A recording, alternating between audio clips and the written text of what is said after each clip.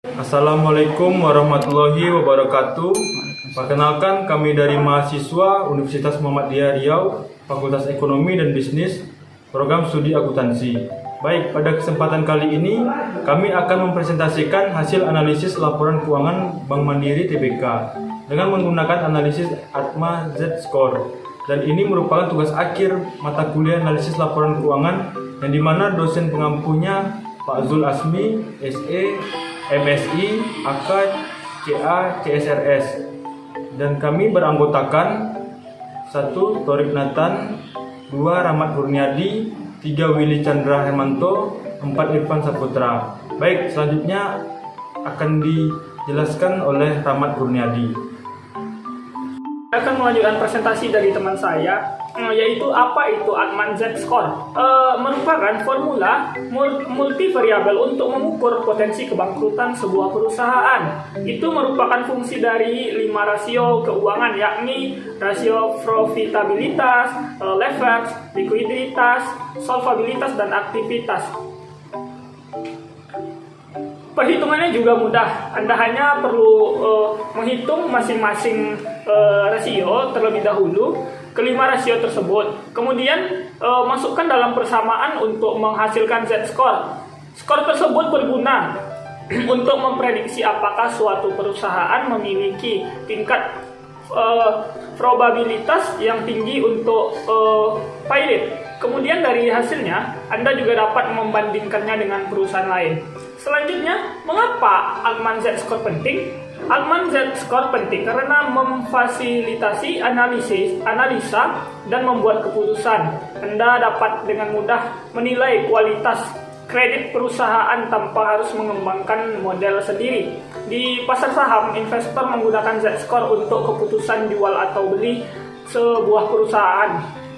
Mereka biasanya mempertimbangkan untuk membeli saham jika nilai ATMA Z-Score mendekati 3 dan menjual saham jika nilainya mendeteksi 1,8. Selanjutnya akan dilanjutkan oleh teman saya Irfan Saputra. Baiklah, selanjutnya saya akan menjelaskan presentasi kelompok kami, yaitu kami menggunakan analisis ATMA Z-Score ini untuk pada Bank Mandiri Tbk. Kami sudah mencari beberapa data pada laporan keuangannya, mulai dari 2016 sampai 2019. Seperti yang teman saya jelaskan tadi, ATMA Z-Score menggunakan beberapa rasio, yaitu ada X1, X2, X3, dan X4. Pada X1-nya, rumusnya itu working capital dibagi total aset. Pada X2-nya yaitu retained earning atau laba ditahan dibagi dengan total aset. Pada X3-nya EBIT atau laba sebelum bunga dan pajak dibagi dengan total aset. Dan pada X4-nya yaitu net worth dibagi dengan total liabilitas. Jadi kami telah melakukan perhitungan dengan metode ATMA Z-Score pada Bank Mandiri Tbk dari laporan keuangannya dari 2016 sampai dengan 2019. Hasilnya pada 2016 X1-nya hasilnya itu 0,203, pada X2-nya 0,095, pada X3-nya 0,018, dan pada X4-nya 0,186. Dari situ hasil Z-score-nya merupakan 1,96, yaitu masih dalam zona abu-abu. Pada tahun 2017, kami juga melakukan perhitungan. Pada X1-nya 0,217, X2-nya 0,094, X3-nya 0,024, dan X4-nya 0,191. Dari situ kami dapat jumlah Z-score-nya yaitu 2,09. Masih dalam zona abu-abu tetapi meningkat dari tahun sebelumnya. Pada perhitungan 2018, X1-nya itu 0,0299, X2-nya 0,109, X3-nya 0,028, dan X4-nya 0,196.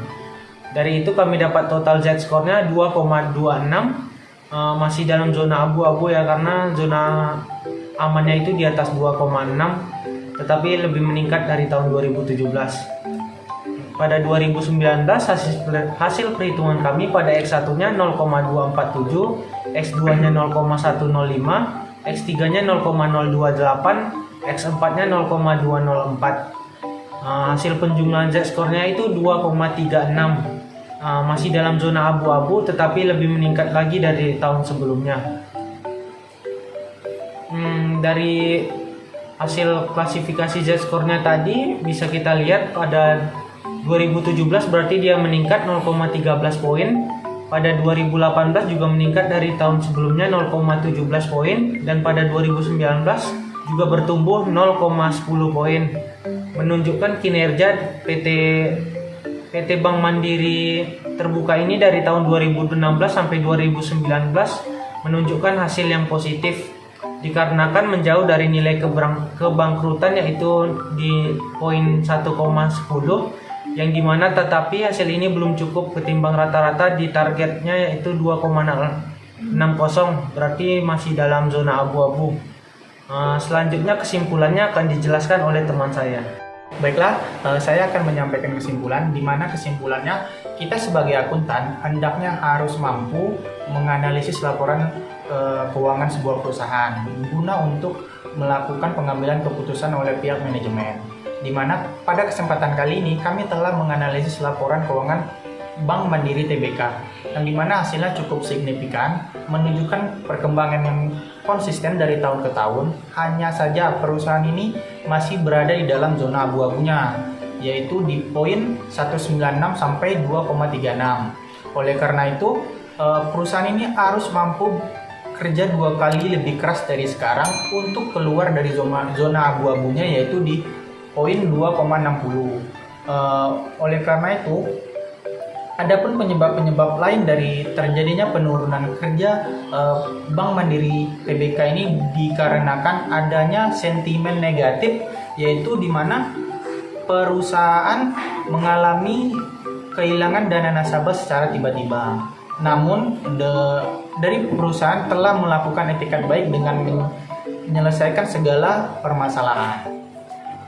Baiklah, demikianlah hasil presentasi dari kelompok kami. Lebih dan kurang kami mohon maaf. Wassalamualaikum warahmatullahi wabarakatuh.